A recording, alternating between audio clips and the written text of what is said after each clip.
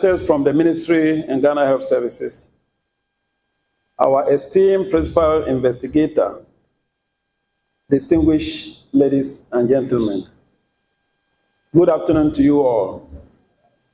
Oh, as if we haven't taken lunch. Good afternoon to you all. Now I can hear you. So it is indeed a pleasure to be here today as we gather for this significant occasion. The dissemination of the findings from the nationwide STEP survey on non-communicable diseases risk factors in Ghana. On behalf of the Ministry of Health, I want to extend our deepest appreciation to all our partners, stakeholders who contributed to the success of this survey.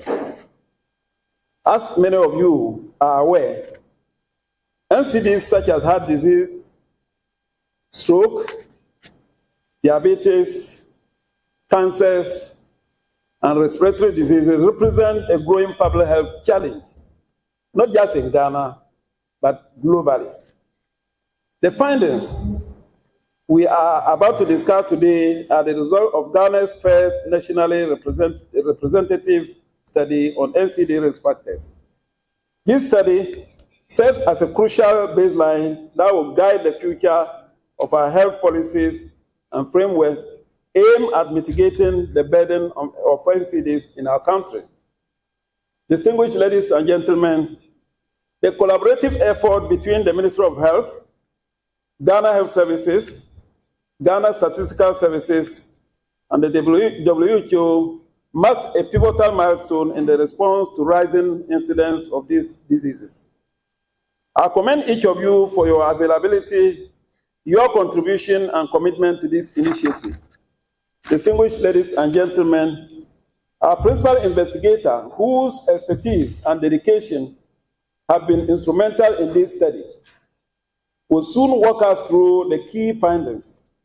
This presentation will set the stage for discussions that will help us shape the policies and actions needed to combat NCD's burden and improve the health and well-being of our people.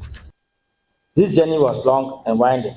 However, through perseverance, dedication, and commitment, we have been able to surmount the challenges. The growing burden of NCDs is not lost on us. What makes these diseases particularly concerning is that they are largely preventable. Primary risk factors for NCDs include lifestyle choices and behaviors, such as unhealthy diets, physical inactivity, tobacco, and harmful use of alcohol. Environmental factors such as air pollution and genetic predisposition also play a role. This is why the NCD risk factor assessment survey is crucial. The survey gives us the opportunity to identify these risks, map out which gender or age groups are most affected, allowing us to target preventive interventions. The survey provides a snapshot of the behaviors, environmental influences, and socio-economic conditions that contribute to NCDs. Conducting an NCD risk factor assessment survey is just the beginning. It is essential that the data collected is used to make informed decisions to improve our national response.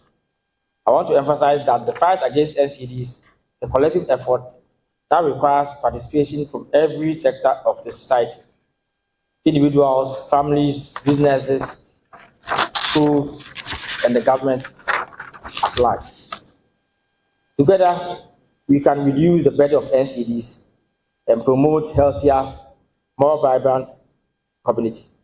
In closing, I would like to thank our dear friend and colleague, the late Prof. Plangu, whose tireless effort triggered the conduct of this survey. To our partners who came on board and stuck with us through all the challenges to ensure that the survey was successfully conducted, we say thank you and ayuko. Your work is invaluable in helping us better understand how we can prevent and manage NCDs. By identifying the risk factors today, we can build a healthier tomorrow. Thank you. Of NCDs. We have varied evidence, as I indicated, and they were largely not nationally representative. And so you might do a study in a certain group, the evidence might point to something, but it may not necessarily be applicable to their country. What that also meant was that our decision making was not data driven. And so we needed to look at that. For example, if we ask if smoking is a problem in Ghana, we'll probably say no. But what is our basis? Is it because when we travel, we smell tobacco more than we do when we are here? And so those are things that will limit the kinds of interventions we'll put in place. And one of the things I would want to highlight, especially in relation to tobacco, is one of our findings in this study. Hopefully, it's going to inform our decision moving forward as far as smoking in some environments are concerned. So the WHO STEP survey is one of the good tools for evidence generation as far as looking at issues around NCD prevention and control. And Ghana had done one in 2006. Dr. Billy Bosu, then the NCD program manager, I think he's currently with WOW, did a sub-national survey, and it was only in Greater Accra region. So again, that wasn't very representative of the country. I don't think Greater Accra represents the country.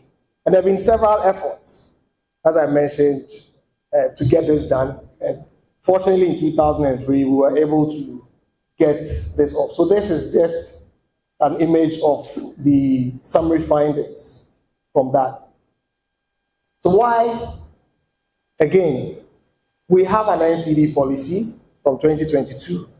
The 2012 one, which was what was in existence when I was the NCD program manager, again, I realized that all the 4 objectives of that policy required data to monitor progress. And I mean specific data, not implied data. So we needed that. And in our current policy with 5 objectives, 3 of them have clear requirements for data to be able to monitor progress. And within them as well, we have several activities or targets that have been set that require, for example, us having a baseline to be able to then tell whether we're making progress or we're retrogressing. I am honored and humbled to address this important gathering today with no other agenda item than non-communicable disease, which affects every facet of our lives. This gathering comes at a critical time as we deepen our resolve to address the menace across the African continent. I am proud that the health sector has achieved this milestone of conducting a STEP survey study for which we have listened to the alarming results of our country. Over the past 10 years, non-communicable diseases have changed the world. NCDs have become the leading cause of death in most countries, resulting in 150 million premature deaths among people aged between 30 and 70 years, most living in developing countries. Consequently, the growing burden of NCDs represents a major challenge, not only for developed countries, but also for developing countries. The risk factors underlying major NCDs, heart disease, stroke, diabetes, cancer, and respiratory disease have been well documented and are well known. Ghana has witnessed an increasing trend in the burden of NCDs, and has modest progress has been achieved in addressing this increasing burden. However, current health management information systems are both inadequate and unreliable to provide a robust evidence-based data on NCD risk factors to inform effective policy response.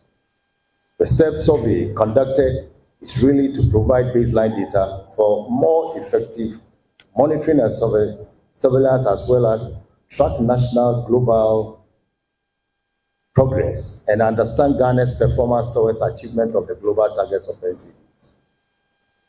Ghana has committed to implementing the 2013-2030 Global Action Plan for NCDs by taking a cost-effective public health approach to address risk factors such as fiscal measures, taxes on tobacco, alcohol, sugar-sweetened beverages, school and community-based health promotion, among other critical interventions.